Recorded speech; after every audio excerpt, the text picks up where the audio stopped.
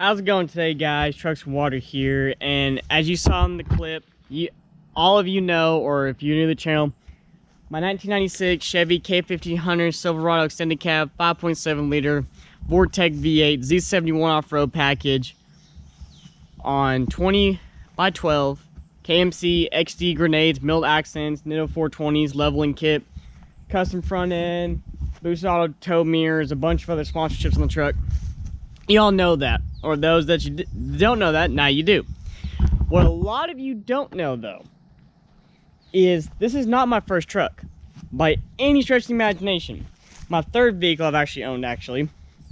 So this is going to be the story on my very first truck. So let's rewind back to when I was about 16 and a half years old. I had my license. I was driving my parents' Nissan Pathfinder at the time, and I was looking for a vehicle. Me being 16, I wanted something stupid fast, but my insurance wouldn't let me. Nor would my parents, probably, because they knew I was probably going to get myself in trouble and or killed. So, started looking around. Next best option was a truck. I've always liked trucks, all that other stuff.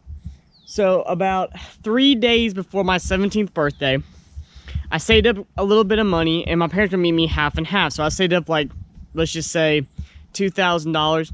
They were going to meet me at $2,000, so $4,000.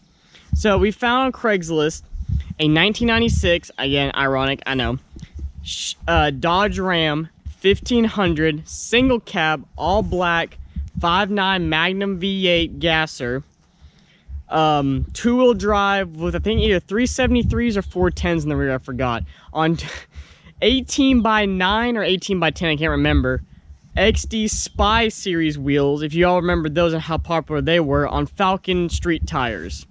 Or Falcon, wherever the tire brand's called. So we went and looked at it, and we bought the truck for, I think it was $3,200, I think we bought it for. And I was beyond thrilled. My first truck, I was just so happy. It was a big V8. My dad knew what it was. I knew what it was. My mom, not so much, but or she was just pretending like she didn't. But anyways, it was awesome. I loved it. It had torque. It had power. Single cab. It was stupid light. You know, it was gonna be such a fun truck. So we got it. We drove it back home that day, and you know, the next day I got the registration, got my plate. You know, blah blah blah blah blah. And so then you know, started driving it.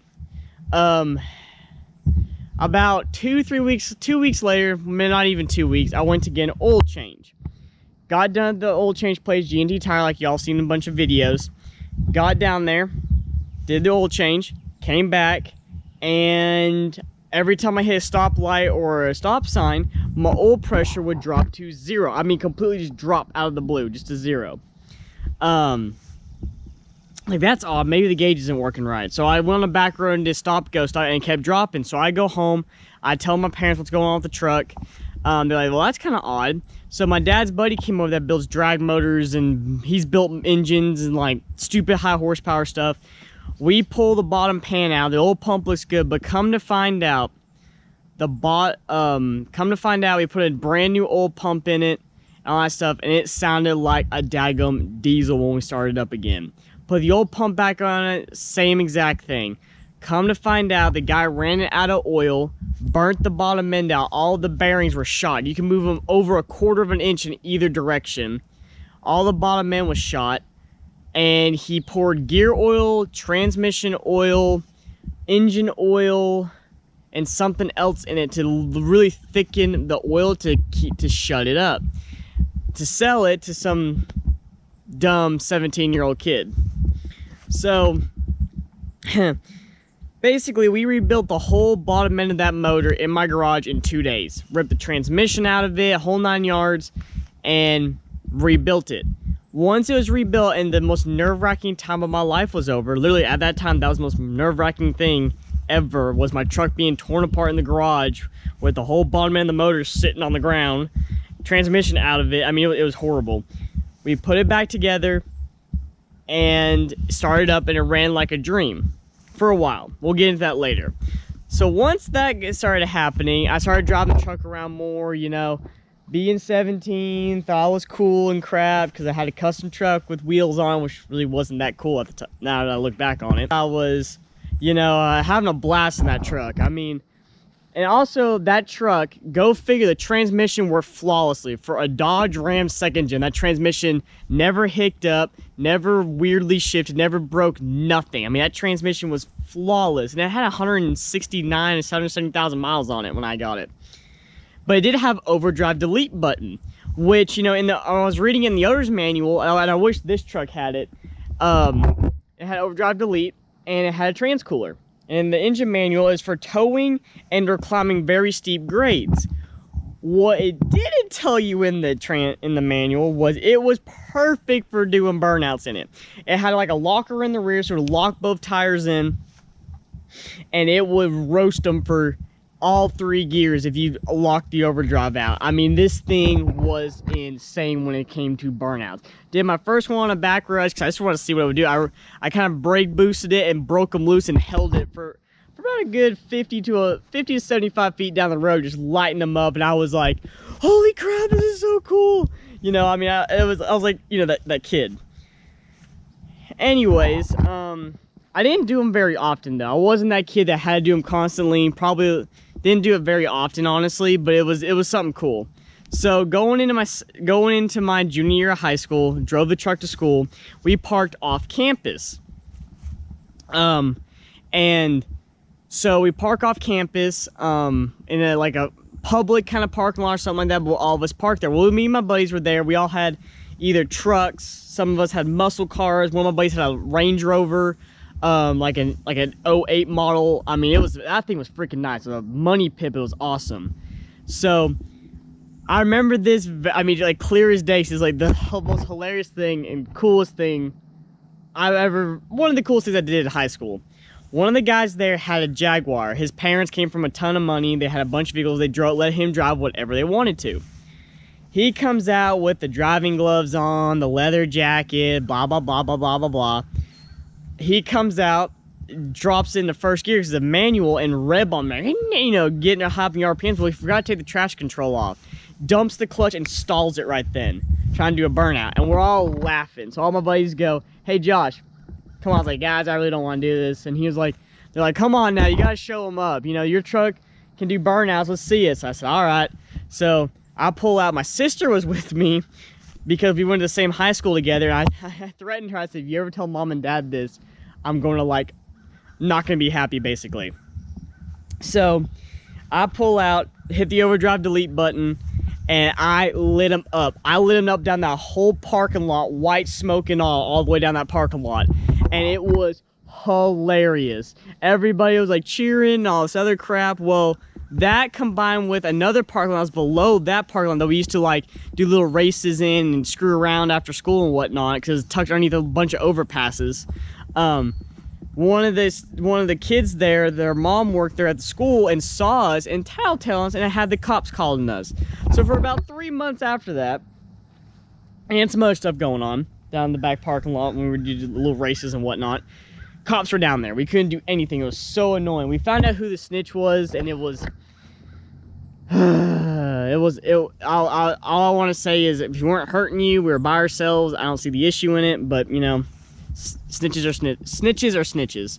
But anyways, so that happened, and that truck was a very, very quick truck from like 0 before 100. Like it would get up and run. After 100, kind of really didn't really fall flat on its face, but didn't pull as hard because that's not what the truck was geared for.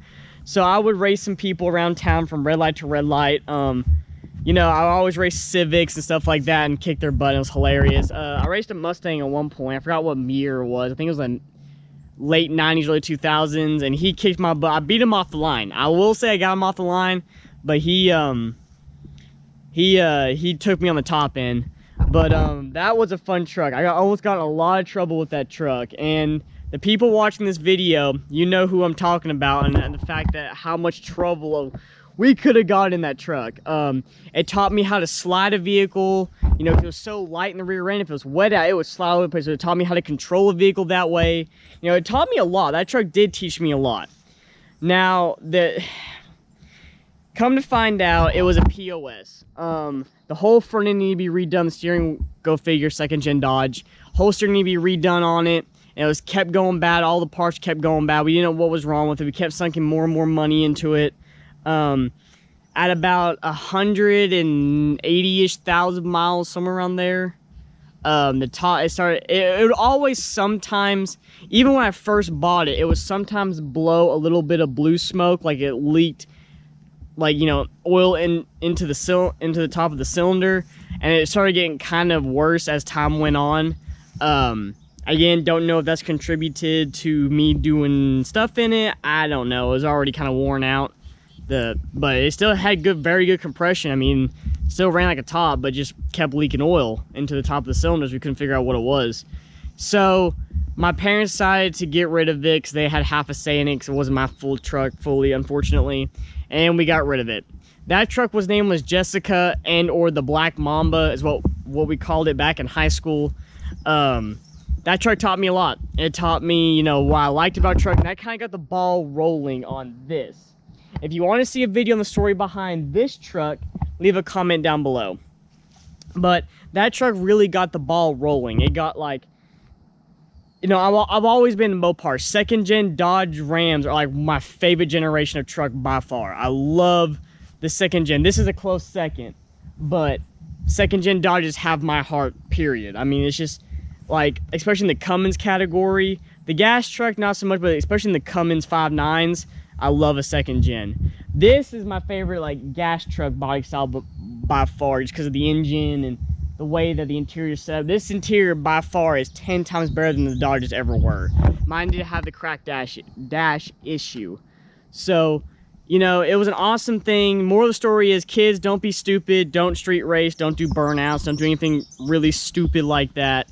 But, you know, hey, you know, it brought a lot of memories. I made a lot of memories in that truck, and I really wish I knew where that black Dodge was. I probably would buy it back, honestly, just to have it back, because I loved it so much.